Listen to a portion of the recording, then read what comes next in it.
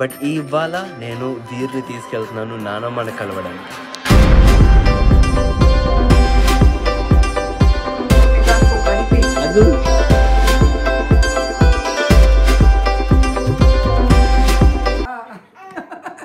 పెద్దమ్మ పడుకోబెట్టిన వీరిని. ఏ వీర్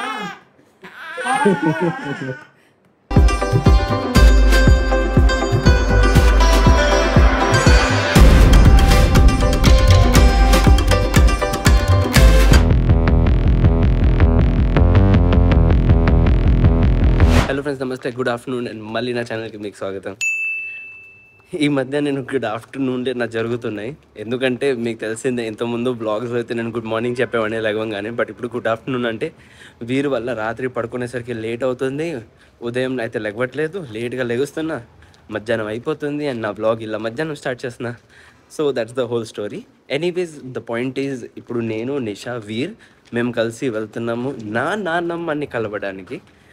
last time మా అక్క వచ్చింది, ఆ టైంలో వీరిని తీసుకెళ్ళలేకపోయాను. అన్అవాయిడబుల్ రీజన్స్ వల్ల నేను వీరిని తీసుకెళ్ళలేకపోయాను మా అక్కతో పాటు నాన్నమ్మ దగ్గరికి. సో ఆ టైంలో అక్క, నేను, వాళ్ళ పిల్లలు అందరం వెళ్ళాం. బట్ ఇవాళ నేను వీరిని తీసుకెళ్తున్నాను నాన్నమ్మని కలవడానికి.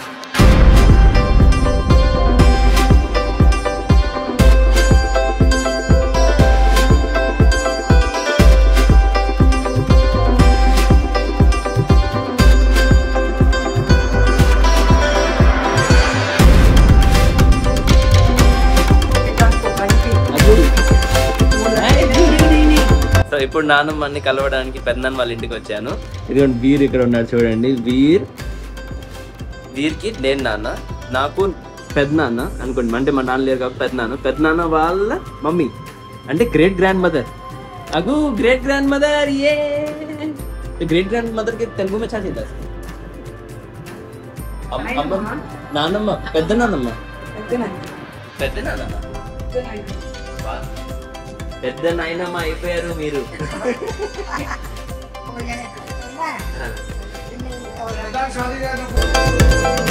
మా బాబు మా అమ్మమ్మని మొదటిసారిగా కలిశాడు. చిన్ని చేతితో అమ్మమ్మని చేతితో పట్టుకోన ఆ క్షణం అద్భుతంగా అనిపించింది. ఆ తర్వాత మామయ్య ఒడిలో కూర్చొని అత్తయ్యతో ఆటలాడుతూ ఇంటి మొత్తం నవలాలతో నిండిపోయింది. తర్వాత అమ్మమ్మ అలా ఒక్కసారి నడిచింది, గదిలోకి వచ్చింది. బాబు ఆమె వైపు చూశాడు. ఆమె పక్కన మంచం మీద కూర్చున్న ఆ మధురమైన క్షణాలు మునిగిపోయారు. ఇది ఒక జ్ఞాపకం కాదు, ఒక అనుబంధం.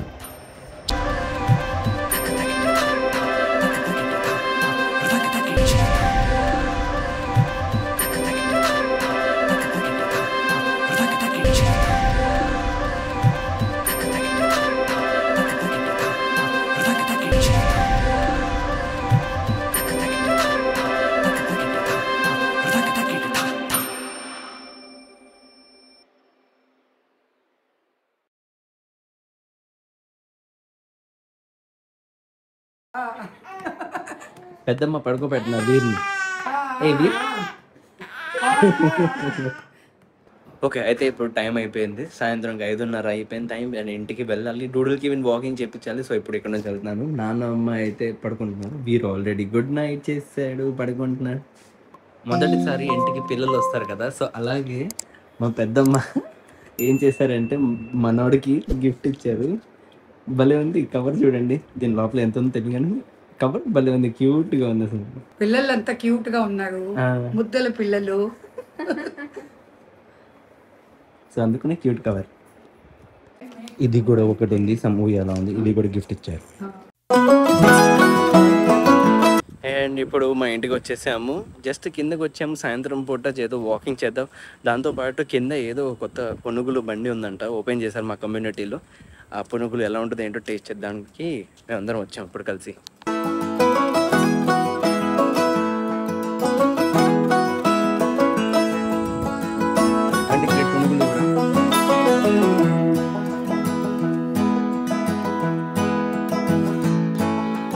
ఓకే, సో పునుగులు అంతా గారి కూడా తినేసి ఇంటికి వచ్చేసాను. టేస్ట్లో అయితే పునుగులు గారి రెండు చాలా బాగుంది. నేను ఎక్స్పెక్ట్ చేయలేదు అంత బాగుంటుందని.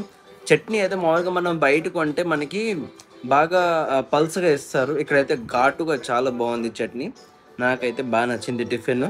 ఇంకా రెగ్యులర్గా వెళ్తాను కూడా డిసైడ్ చేశాను.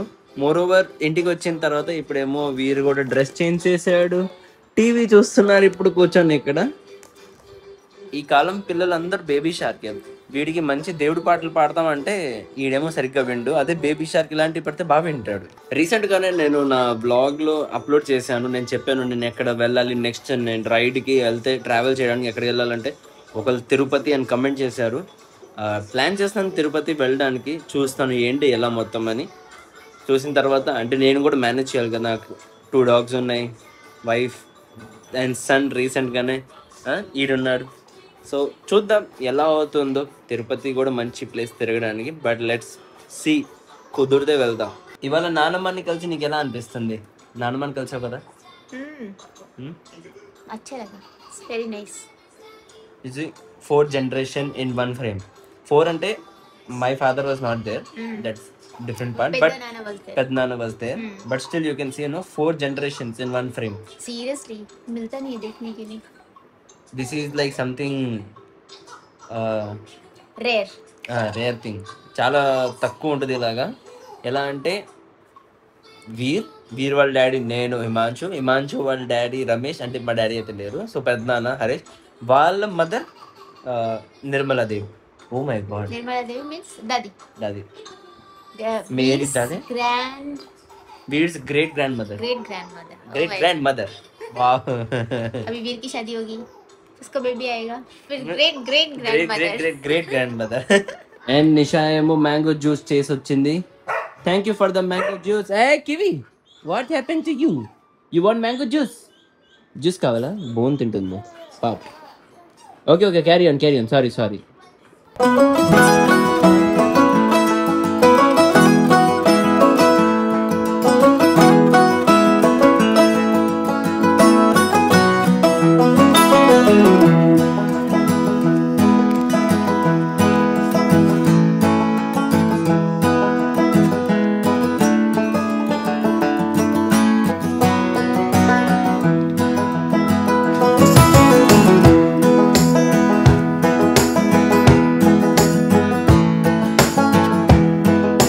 సో గైస్ అయితే ఇప్పుడు నెక్స్ట్ డే మార్నింగ్ అయింది. నిన్న రాత్రి అయితే ఇంకా వీరితో ఆడి పడుకుండిపోయాను. అండ్ ఇప్పుడు మార్నింగ్ ఫ్రెష్ మార్నింగ్ బాగుంది. High doodle, good morning. అయితే నాకు ఇవాళ అంటే నిన్న నేను ఒక కమెంట్ చదివాను, ఆ కమెంట్ గురించి మాట్లాడదాం అనుకుంటున్నాను. ఎందుకంటే ఇది ఇంపార్టెంట్. నేను ఎవరు కమెంట్ చేశారు వాళ్ళ గురించి నెగిటివ్గా అయితే ఏమన్నట్లేదు. జస్ట్ ఏంటంటే పబ్లిక్ కూడా తెలియాలి ఈ విషయం. అందుకునే కొన్నిసార్లు రాంగ్ మిత్స్ ఉన్నాయి మనుషుల దగ్గర. సో దాన్ని నేను రైట్ చేద్దాం విత్ మై ఎక్స్పీరియన్స్తో నేను మాట్లాడుతున్నాను, అందుకనే చెప్తున్నాను. ఒకళ్ళు నాకు కమెంట్ చేశారు. కమెంట్ ఏంటంటే ఈవీని సిటీ కోసం కమ్యూనిట్ చేస్తే చాలా బాగుంటుంది, 25 to 150 kilometers ఎవరైనా తోలాలనుకుంటే వాళ్ళకి చాలా మంచిదన్నారు.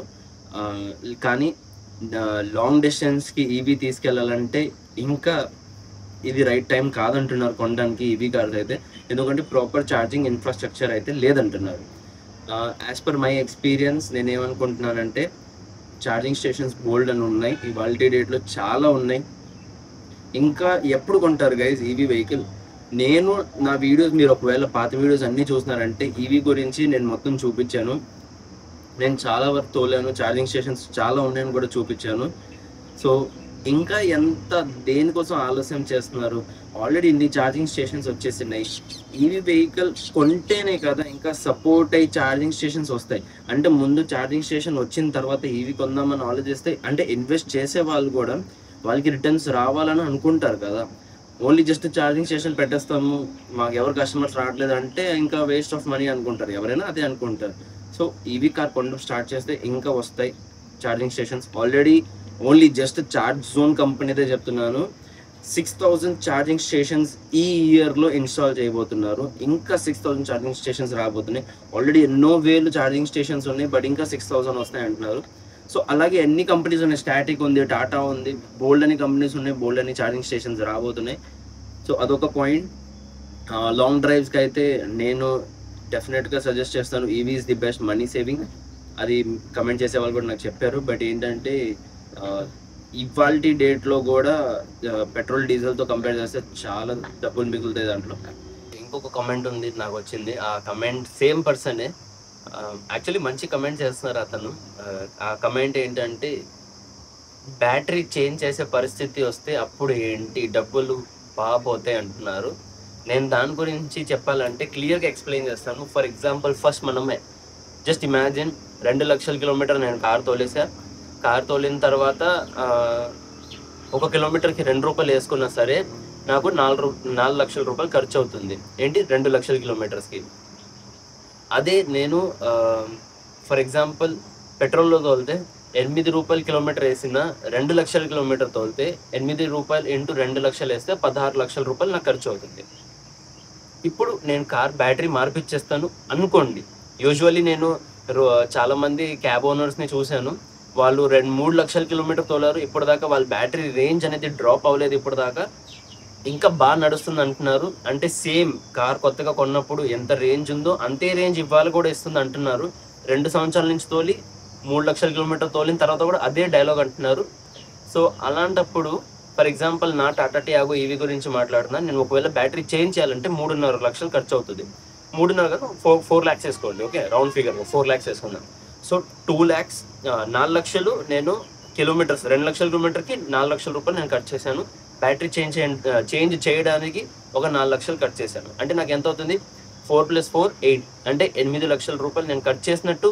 అదే పెట్రోల్లో అయితే ఓన్లీ జస్ట్ 2 లక్షల కిలోమీటర్ తోలడానికి పెట్రోల్ ఖర్చే నాకు ఎంత అవుతుంది? 16 లక్షలు అవుతుంది. అంటే నాకు సగం డబ్బులు మిగిలినట్టే కదా. సో ఇది మెయిన్ ఇంపార్టెంట్ పాయింట్, చాలా మందికి తెలియాలి. నేను ఎవరిని ఏం బ్యాడ్గా చెప్పను, బట్ ఏంటంటే ఇలాంటి కమెంట్స్ వస్తే నేను కూడా ఏంటంటే ఎవరికి ఫాల్స్ నాలెడ్జ్ ఉంటే దాన్ని రైట్ చేద్దామని నేను ట్రై చేస్తున్నాను. బట్ ఇలాంటి మిత్స్ అయితే నేను క్రియేట్ చేయను, ఫేక్ నాలెడ్జ్ అయితే ఎవరికి ఏమి ఇవ్వను. నా ఎక్స్పీరియన్స్తో నేను మాట్లాడుతున్నాను, నేను చూశాను, చాలామందితో కలిశాను కాబట్టి నేను మీతో చెప్తున్నాను. ఇవాళ కూడా మీరు ఒకవేళ ఈవీ కొనకపోతే మీకు చాలా ఖర్చు అవుతుంది. ఒకవేళ మీరు డైలీ కార్తో తిరుగుతున్నారు అనుకోండి, ఫర్ ఎగ్జాంపుల్ ఇంటి నుంచి ఆఫీస్ చాలామందికి చాలా కిలోమీటర్స్ దూరం ఉంటుంది. అలాంటప్పుడు ట్రాఫిక్లో కూడా కార్ ఆపితే కూడా పెట్రోల్లో అయితే బాగా వాసిపోద్ది. సో అందుకనే నేను అంటున్నాను, ఈవీకి మీరు జంప్ అయిపోండి, అది చాలా బెటర్, చాలా డబ్బులు మిగులుతున్నాయి. ఒకవేళ మీరు వీడియో చూడలేదంటే ఢిల్లీ టు విజయవాడ నాకు ఎంత ఖర్చు అయింది కూడా పైన ఐకార్డ్ ఉంది, క్లిక్ చేస్తే మీకు తెలిసిపోద్ది. ఢిల్లీ నుంచి విజయవాడ 2000 కిలోమీటర్ తోలిన తర్వాత కూడా నాకు ఎంత ఖర్చు అయింది, అదే పెట్రోల్లో అయితే ఎంత ఖర్చు అవుతుంది, చాలా డిఫరెన్స్ ఉంది. మీరు వీడియోలో చూడండి, మొత్తం అర్థమైపోద్ది. ఎనీవేస్, సో ఇది గైస్, అండ్ ఇవాళ బ్లాగ్ ఇక్కడే ఒకడతాను. As I said, please do like, share and subscribe to my channel. Thank you for watching. Take care, love you. కొత్త రోజు కొత్త వీడియోతో అలాగే మళ్ళీ మనం